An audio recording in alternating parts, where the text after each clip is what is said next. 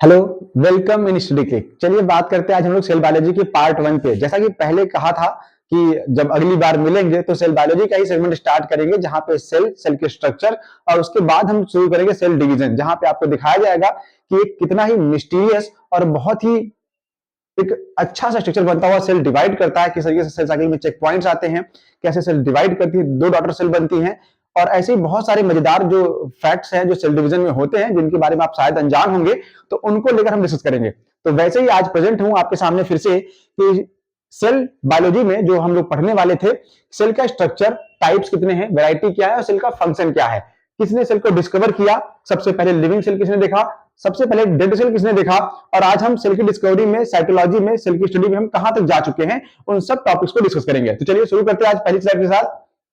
पहली स्लाइड है सेल क्या है। जैसा कि हम जानते हैं, बहुत बेसिक रहा है ये, हम क्लास 9 से पढ़ते आ रहे हैं, सीआरटी में इंक्लूडेड है, 10 में, 11 में फिर से डिटेल में पढ़ते हैं, और फिर 12th में उसके बाद हम लोग इसको कंटिन्यू कर रहे हैं। तो हम लोग यहाँ पे देख रहे हैं सेल है क्या। सेल एक स्ट्रक्चरली, फंक्शनली और फंडामेंटल यूनिट है लाइफ का। यानी तीन बातों पे आपको ध्यान देना है कि सेल जो है वो किसी भी लिविंग बीइंग का, लाइफ का, लिविंग ऑर्गेनिज्म का basic structural, functional, fundamental unit है, और उससे मिलकर ही वो ऑर्गेनिज्म या लिविंग बीइंग बना होगा। तो पहला टॉपिक था, पहला सवाल भी था कि सेल को डिस्कवर किसने किया। सेल को डिस्कवर किया, जो क्रेडिट जाता है सबसे पहले रॉबर्ट हुक को इन 1665। कहा जाता है कि रॉबर्ट हुक ने 1665 में जो सबसे पहले देखा वो है डेड सेल। डेड सेल कैसे था और आप लिविंग कैसे बनाएंगे। तो रॉबर्ट हुक ने जो देखा था वो कॉर्क में देखा था। कॉर्क आपको पता है, कॉर्क आपको पता है क्या होता है। वाइन की बोतल के ऊपर लगने वाला ढक्कन जो लकड़ी का बना होता है, वो क्या है, एक्चुअली वो लकड़ी नहीं है, वो कॉर्क है, जो कि एक डेड सेल है। और उसमें इन्होंने, रॉबर्ट हुक ने बी हाइव लाइक स्ट्रक्चर देखा। बी हाइव का मतलब कहने की सेंस था यहाँ पे हेक्सागोनल स्ट्रक्चर जो है, चैम्बर्स देखे थे, कुछ इस तरह का इनको कॉर्क के स्लाइस में स्ट्रक्चर दिखा था। इन्होंने इसको क्या माना था, सेल बोला, कोसा नाम दिया, लेकिन ये एक डेड सेल्स थी। तो भैया सवाल बन गया कि लिविंग सेल किसने खोजा। लिविंग सेल का क्रेडिट जाता है यहां पे सबसे पहले एंटोन वॉन, कुछ लोग एंटोन, कुछ लोग एंटोनी बोलते हैं, कोई दिक्कत नहीं है, दोनों सही है, एंटोन वॉन लीवेनहॉक को, जिन्होंने सबसे पहले फर्स्ट लिविंग सेल को डिस्कवर किया, देखा। कैसे देखा, कहते हैं कि कुछ लेंसेज को आपस में तोड़ मरोड़ कर जोड़कर एंटोनी वॉन लीवेनहॉक ने एक माइक्रोस्कोप बनाया, जिसको हम लोग लाइट माइक्रोस्कोप या कंपाउंड माइक्रोस्कोप का नाम देते हैं। वो मॉडिफाई होता गया समय के साथ। उस लेंसेज को जोड़ने के बाद उन्होंने चीजों को देखा, ऑब्जर्व किया, तो इनको चीजें जो है थोड़ी सी मैग्नीफाई होकर, बड़ी होकर दिखाई दी। अब खुश, मतलब बिल्कुल वैसे ही जैसे मेले में से, महाकुंभ के मेले में से एक छोटा सा खिलौना लेके जाइए, बच्चे को दे दीजिए, बच्चा पूरे रास्ते, पूरे गांव पो पो पो पो बजाते हुए जाता है, दिखाता है कि खिलौना लाए हैं। वैसे ही जब इनके पास इन्होंने माइक्रोस्कोप बनाया, तो इन्होंने क्या किया, लिया उसको, टहलना स्टार्ट कर दिया। हर जगह कुछ भी मिलता है, लाओ जूम करके देखें, लाओ मैग्नीफाई करके देखें। एक बार ये तालाब के पास पहुंचे और वहां पे क्या किया, उस गंदे तालाब से एक ड्रॉपलेट उठाई, पानी की एक बूंद उठाई, उसको स्लाइड पर रखा और देखा, उसमें कुछ इनको चलता फिरता नजर आया। और कहा जाता है कि लीवेनहॉक ने वहीं पे बोला कि यही है फर्स्ट लिविंग सेल। यानी अब जो मैं दिखा रहा हूं, ये सिंगुलर सेल है और लिविंग सेल है, मतलब कहीं ना कहीं उन्होंने प्रोटोजोआ, बैक्टीरिया को देखा होगा, इससे छोटा तो देख पाएंगे नहीं वहां पे, तो कहीं ना कहीं उन्होंने प्रोटोजोआ को, सिंगल सेल प्रोटोजोआ को देखा था और उसे उन्होंने लिविंग सेल माना। अब इसके बाद शुरू हुआ जंग कि हम कैसे आगे बढ़े और कैसे बताएं कि सेल क्या है, सेल को डिफाइन करना है, सेल के फंक्शन के बारे में बताना था। तो उसके लिए एक टर्म आया, सेल थ्योरी। सेल थ्योरी क्या है, सेल थ्योरी को प्रपोज किया दो लोगों ने, स्लाइडन और स्वान ने। तो जब सेल थ्योरी को प्रपोज किया दो लोगों ने, स्लाइडन और स्वान ने, तो सीधी सी बात भाई, सेल थ्योरी किसी एक के प्रपोजल को एक्सेप्ट करेगी, लेकिन नहीं, उसी में क्या होगा, सेल थ्योरी की सहेली आएगी जो उसको क्या करेगी, करेक्ट करेगी, नहीं नहीं नहीं तुम्हारा सिलेक्शन सही है या गलत है ना। तो नहीं, हम उस सिलेक्शन की बात नहीं कर रहे हैं, हम यहाँ पे बात कर रहे हैं सेल थ्योरी को बताया किसने, कि सेल थ्योरी में क्या क्या बातें इंक्लूड हो सकती है। वहां पे दो लोगों का नाम आया, मैथायस स्लाइडन का और थियोडोर स्वान का। तो चलिए बात करते हैं, थियोडोर स्वान ने क्या कहा। थियोडोर स्वान ने ये कहा कि सेल जो है उसके पास एक पतली सी, महीन सी प्लाज्मा मेम्ब्रेन होता है, जिसको हम लोग प्राइम मिनिस्टर के नाम से भी जानते हैं, कि कौन आएगा कौन जाएगा सेल के अंदर, वो प्लाज्मा मेम्ब्रेन का फंक्शन। इसके अलावा उन्होंने ये बताया कि प्लांट सेल के पास जो है सेल वॉल होती है, हमने ये भी मान लिया। किसका स्टेटमेंट था ये, थियोडोर स्वान का। फिर आते हैं मैथायस स्लाइडन। मैथायस स्लाइडन ने क्या बताया, इन्होंने बताया कि all plants are composed of different kind of cell. जैसा कि हम पहले पढ़ चुके हैं, आपको बताया जा चुका है parenchyma, aerenchyma, chlorenchyma and collenchyma के नाम से। वैसे ही यहाँ पे क्या देख रहे हैं कि प्लांट सेल जो है अलग अलग सेल्स के मिलकर बने हुए हैं। लेकिन रुडोल्फ विर्कोव, एक नया साइंटिस्ट, नया नाम, रुडोल्फ विर्कोव ने क्या किया बेटा, रुडोल्फ विर्कोव ने यह बताया कि सेल डिवाइड करती है और जो डिवीजन होता है, इस डिवीजन में पुरानी सेल जो है वो नई सेल से ही बनती है, सॉरी जो नई सेल है वो हमेशा पुरानी सेल से ही फॉर्म होती है। ठीक है, इतनी बातें किसने बताई, रुडोल्फ विर्कोव ने बताया था। ठीक है, इसके बाद रुडोल्फ विर्कोव को अगर इस टर्म को हम लोग ऐड कर ले एक फ्रेंच लैंग्वेज में, तो उसके नाम से एक पूरी सेल थ्योरी क्या कर सकते हैं, समराइज या कंप्राइज कर सकते हैं। तो ये सेल थ्योरी कहती है all living organism are composed of cell and product of cell. जितने भी लिविंग बींग्स हैं या तो वो सेल के बने हैं या तो सेल के प्रोडक्ट के ही बने हुए हो सकते हैं, इसके अलावा पॉसिबिलिटी नहीं थी। फिर नाम आया कि all cells arise from pre existing living cell. जितनी भी पुरानी कोशिका, नई कोशिकाएं हैं वो पहले से ही मौजूद किसी नई कोशिका से ही फॉर्म हो सकती हैं, किसी नई सेल से फॉर्म हो सकती हैं। इस टर्म को रुडोल्फ विर्कोव ने, ये वही टर्म है बेटा जिसको रुडोल्फ विर्कोव ने फ्रेंच में बोला था। कौन सी लैंग्वेज में, फ्रेंच में। इसका मतलब क्या होता है, ओमनी सेलुला सेलुला। अब बच्चे अक्सर कहते हैं सर आपको कौन कौन सी लैंग्वेज आती है, हिंदी आती है, इंग्लिश आती है, मराठी आती है, भोजपुरी आती है, बंगाली आती है, गुजराती आती है। नहीं भैया, हमको फ्रेंच भी आती है साथ में। जैसे अब कोई उनसे पूछेगा sir hello how are you, please explain in French, तो मैं क्या बोलूंगा, ओमनी सेलुला सेलुला। All living cells arise from pre existing living cell. वाहियात जोक है लेकिन मजा आएगा कब, जब आप समझने लगेंगे इस चीज को। फिर लास्ट में क्या आता है, all organism are composed of one और मोर देन वन सेल। या तो सारे ऑर्गेनिज्म एक सेल के बने होंगे या तो एक से ज्यादा सेल के बने होंगे। जो नहीं बना होगा उसके लिए भी एक नया नाम दे देंगे। तो तीन नाम आएगा बेटा। पहला यूनिसेलुलर, जिनमें एक सेल से बॉडी बनी होगी, एक से ज्यादा होगा तो उसको आप सीधा सीधा बोल दीजिए मल्टी सेलुलर। और एकदम ही नहीं है, सेल है ही नहीं तो क्या बोलेंगे उसको, ए सेलुलर। आधे से ज्यादा बायोलॉजी में ए का मतलब क्या होता है, ए का मतलब अब्सेंट माना गया। अब्सेंट माना गया इसका मतलब वो चीज जिसको जो सफिक्स के फॉर्म में ऐड है वो नहीं होगा, उसमें नहीं पाया जाएगा। तो यहां पे सेलुलर है, इसका मतलब सेल क्या है, अब्सेंट है। फिर आया फैक्ट्स क्या है सेल के बारे में। देखिए फैक्ट और नोट हम आपको दोनों बताते हैं क्योंकि सिक्का नहीं बता पाएंगे। तो नोट में, फैक्ट में यहां पे क्या है, फैक्ट में एक टर्म आएगा आपको साइटोप्लाज्म। साइटोप्लाज्म क्या है, सेल के अंदर पाया जाने वाला एक सेमी फ्लूइड मैट्रिक्स जो कि सेलुलर एक्टिविटीज और केमिकल रिएक्शन के लिए रिस्पॉन्सिबल है, उसको बोलते हैं साइटोप्लाज्म। दूसरा है राइबोसोम। राइबोसोम जो कि एक नॉन मेम्ब्रेनस या नॉन मेम्ब्रेन बाउंड ऑर्गेनेल होता है और ये पाया जाता है साइटोप्लाज्म में। साथ में क्लोरोप्लास्ट, माइटोकॉन्ड्रिया या कभी कभी आपको ईआर के ऊपर भी देखने को मिलेगा। लेकिन कब मिलेगा, ये मिलेगा आपको सीधा सीधा यूकैरियोट में। प्रोकैरियोट में चीजें एब्सेंट होंगी इसलिए वहां पे नहीं मिलेगा। ठीक है, डिफाइन कर देंगे भाई प्रोकैरियोट और यूकैरियोट के बारे में। फैक्ट नंबर 2 जो सबसे कॉमन फैक्ट है, जिनके बारे में हम जानते हैं पहले से, आज भी जान रहे हैं और फिर से पढ़ लेते हैं। सबसे स्मॉलेस्ट सेल कौन सी है, mycoplasma, 0.3 micron diameter in length.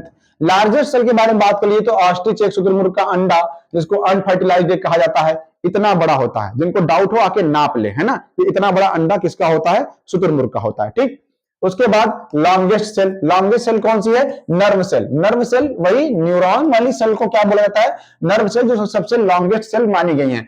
अप्रोक्सीमेटर अगर दिखाया जाए तो ये कहते हैं कि 1 मीटर के आसपास तक में ये हो सकती है। टाइप ऑफ सेल के बारे में 2 ही तरह के सेल है, एक का नाम है प्रोकैरियोट, दूसरे का नाम है यूकैरियोट। हम आपको तोड़ना सिखाएंगे, तोड़ के बताएंगे कि कैसे प्रोकैरियोट और यूकैरियोट बनते हैं। प्रोकैरियोट 2 टर्म से मिलकर बना है बेटा, प्रो एंड कैरियन। प्रो का मतलब क्या होता है, प्रो का मतलब होता है प्रिमिटिव। प्रिमिटिव कह लीजिए या एंशिएंट कह लीजिए। एंशिएंट का मतलब हम यहां पे आपको ये भी बता दे रहे हैं कि मेम्ब्रेन अब्सेंट है। मेम्ब्रेन क्या होगा, मेम्ब्रेन नहीं पाया जाएगा। और कैरियन का मतलब होता है न्यूक्लियस। एक ऐसा सेल जिसके पास प्रिमिटिव या एंशिएंट या मेम्ब्रेन वाला न्यूक्लियस नहीं है, बिना मेम्ब्रेन का न्यूक्लियस बना है, तो क्या बोलेंगे, प्रोकैरियोट। जबकि वहीं पे यूकैरियोट के लिए एक नया टर्म मिल जाएगा आपको, यू प्लस कैरियन। तो यू का मतलब आप जानते हैं ट्रू होता है, कैरियन का मतलब न्यूक्लियस होता है, जिसमें ट्रू न्यूक्लियस पाया जाए। ट्रू का मतलब प्रेजेंट है, कौन सा, मेम्ब्रेन प्रेजेंट है भैया। मेम्ब्रेन प्रेजेंट होगा ऐसा न्यूक्लियस मिले तो उसको क्या बोलेंगे, ट्रू कैरियन या ट्रू न्यूक्लियस, और ये मिलेगा आपको यूकैरियोट में। ऐसे बहुत सारे एग्जांपल्स आपको बताए जा चुके हैं। सवाल प्रोकैरियोटिक सेल का। अब डाउट आएगा सर आपने स्ट्रक्चर नहीं बताया, स्ट्रक्चर नहीं बनाया प्रोकैरियोटिक सेल का। बना लेते हैं भाई, आगे चल के बना लेते हैं ना। कह रहे हैं कि जो प्रोकैरियोटिक सेल है ये बिना membrane bound nucleus and organelles, इनके अंदर ना तो न्यूक्लियस होगा बिना मेम्ब्रेन का, मतलब न्यूक्लियस है लेकिन बिना मेम्ब्रेन का है, साथ में ऑर्गेनेल्स नहीं पाए जाएंगे। और जो होगा वो कैसा होगा, एक आध दो राइबोसोम वगैरह मिल जाए। इनके अंदर इंक्लूड कौन कौन होते हैं, यानी प्रोकैरियोट में एग्जांपल कौन आएगा? एग्जांपल में आप बैक्टीरिया का नाम ले सकते हैं, बीजीए, माइकोप्लाज्मा और पीपीएलओ को ले सकते हैं। माइकोप्लाज्मा स्मॉलेस्ट और पीपीएलओ प्लूरोनिमोनिया लाइक ऑर्गेनिज्म, इसका पूरा नाम आपको बताया जा चुका है, 4 पार्ट है। पीपीएलओ प्लूरो, एक ही में लिखेंगे, हम अलग बता रहे हैं। न्यूमोनिया कहां से लिया गया ये वर्ड, हम ये बता रहे थे आपको, न्यूमोनिया लाइक ऑर्गेनिज्म, ये एक ही नाम है, इसको मिला के बोला गया है पीपीएलओ, ठीक है। कह रहे on the basis of shape, bacteria जो है वो कितने प्रकार के हैं? 4 प्रकार के हैं। चारों के नाम कौन कौन से हैं बेटा? चारों के नाम है यहाँ पे बैसिलस, कॉकस, विब्रियो और स्पाइरिलम।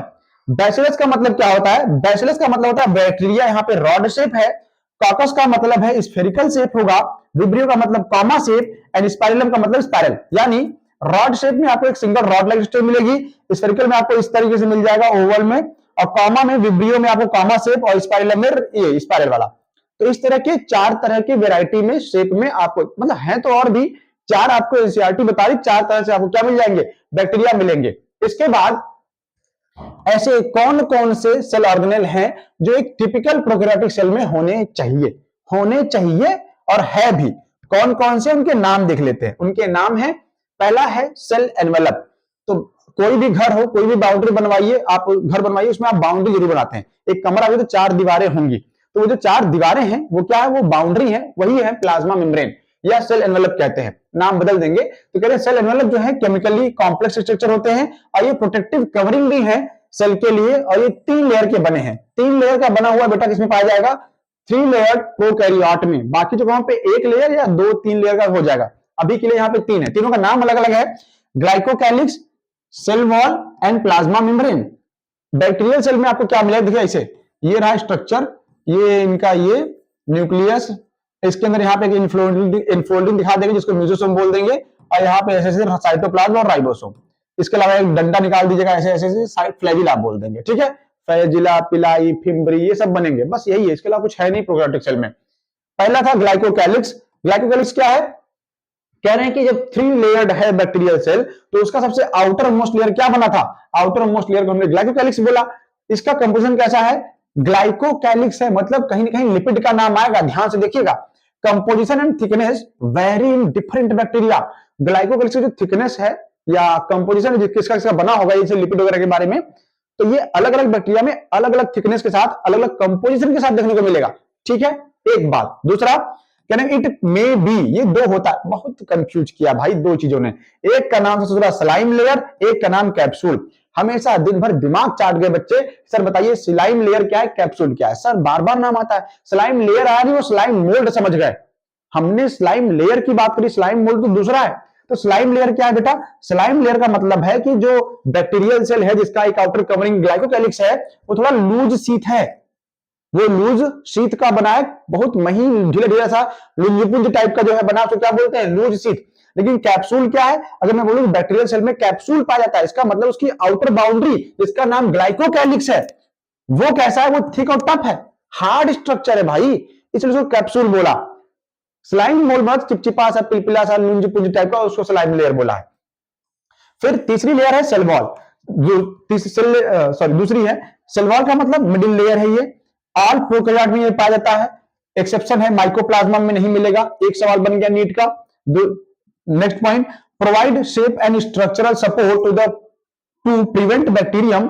ये बैक्टीरिया को शेप प्रोवाइड करता है, स्ट्रक्चरल सपोर्ट प्रोवाइड करता है, किस लिए? ताकि बैक्टीरिया बचा रहे from the bursting and collapsing, फटने ना पाए, कोलैप्स ना होने पाए, मर ना जाए, उसको बचाने के लिए क्या है? सेल वॉल है जो बैक्टीरिया में पाया गया।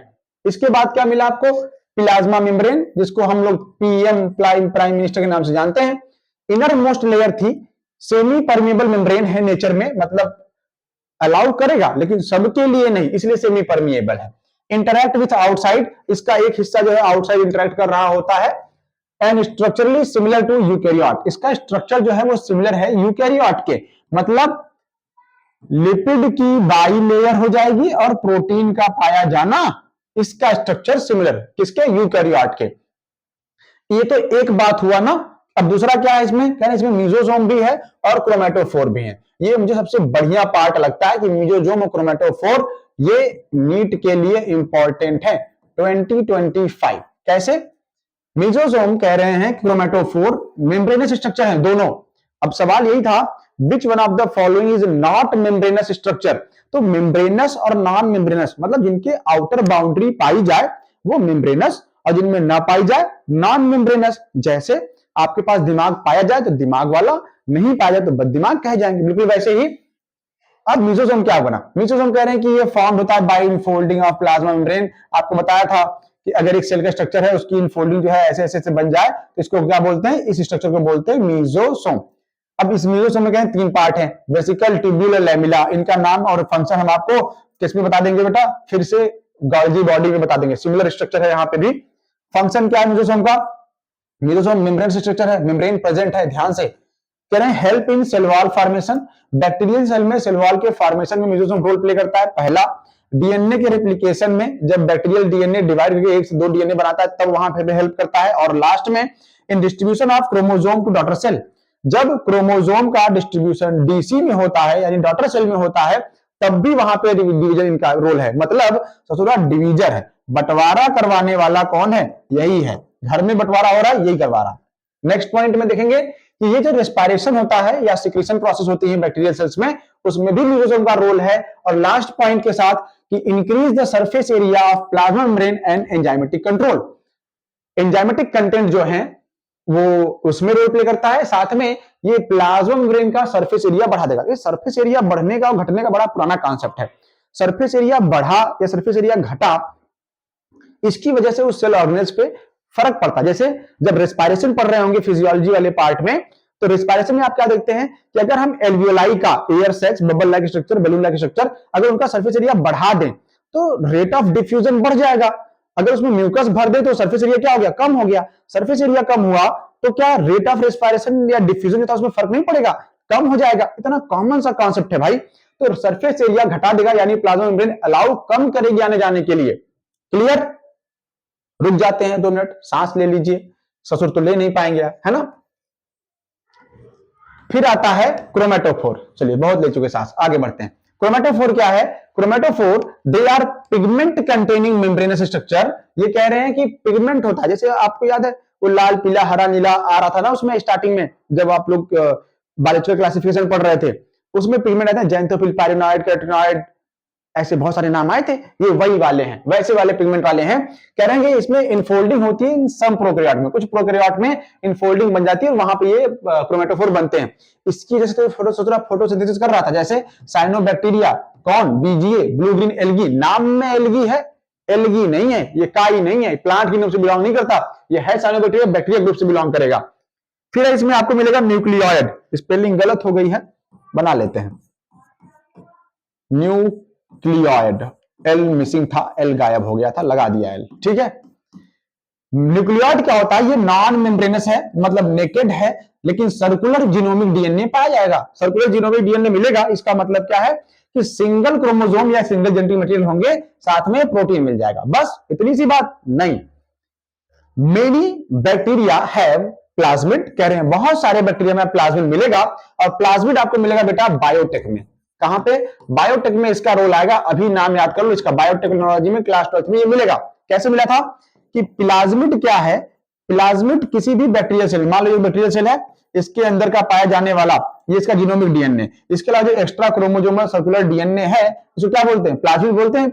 इस प्लाज्मिड के पास यूनिक टाइप होता है, यूनिक ट्रेट होता है। इसकी वजह से कौन सा ट्रेट है बता रहे हैं। स्मॉल सर्कुलर डीएनए है outside the genomic DNA. Genomic DNA के अलावा जो एक्स्ट्रा क्रोमोसोम है उसको क्या बोल रहे हैं? प्लाज्मिड बोल रहे हैं। कह रहे हैं इसका फंक्शन अलग है। इट गिव यूनिक फिनोटाइप, एक बहुत बढ़िया फिनोटाइप कैरेक्टर प्रोवाइड करता है। वो ट्रेट क्या है? Resistance to antibiotics to the bacteria. जो एंटीबायोटिक्स अगेंस्ट द लाइफ, पर ह्यूमन के लिए प्रो लाइफ काम करता है, तो माइक्रो ऑर्गेनिज्म के लिए अगेंस्ट द लाइफ है, उनसे बचा लेता है। जैसे मान लीजिए एक बैक्टीरियल सेल है जिसके पास कुछ प्लाज्मिड है, जिसके पास 2 प्रॉपर्टी है, एम्पीसिलिन रेजिस्टेंट प्रॉपर्टी और टेट्रासाइक्लिन रेजिस्टेंट प्रॉपर्टी।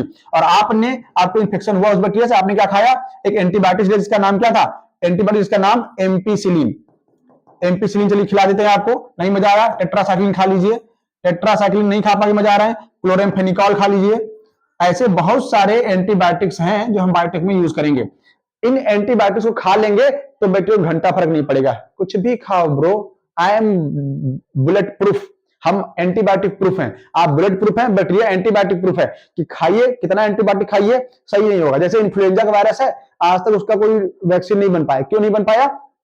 कहीं ना कहीं लोगों को पता नहीं है, जान जाएंगे एक दिन कि उसके पास कुछ ऐसे प्रूफ वाले एंटीबायोटिक्स प्रूफ जो है जैकेट, बुलेट प्रूफ जैकेट उसने क्या लगा रखा है, इसलिए उसका मेडिसिन या वैक्सीन नहीं बन पा रहा है। इन्फेक्ट करेगा, लाइफ साइकिल पूरा करेगा, फिर टाटा बाय बाय, अलविदा, गायब हो जाएगा।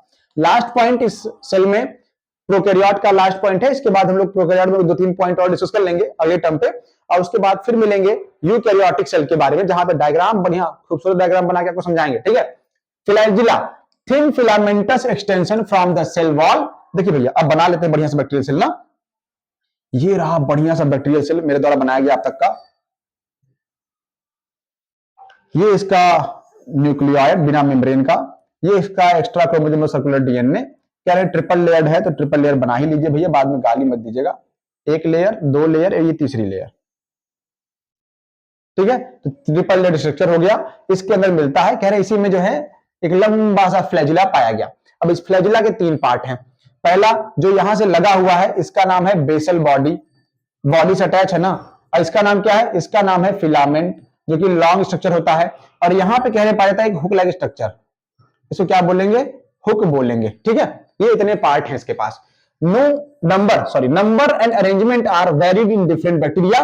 किसी में एक फ्लैजिला, किसी में 2, किसी में मल्टी, उसके नाम के basis presence and number of flagella के बेस पे इसका नाम बहुत सारा है। बाई फ्लैजिलर है, मल्टी फ्लैजिलर है, ऐसे नाम बनेगा इसका, ठीक है।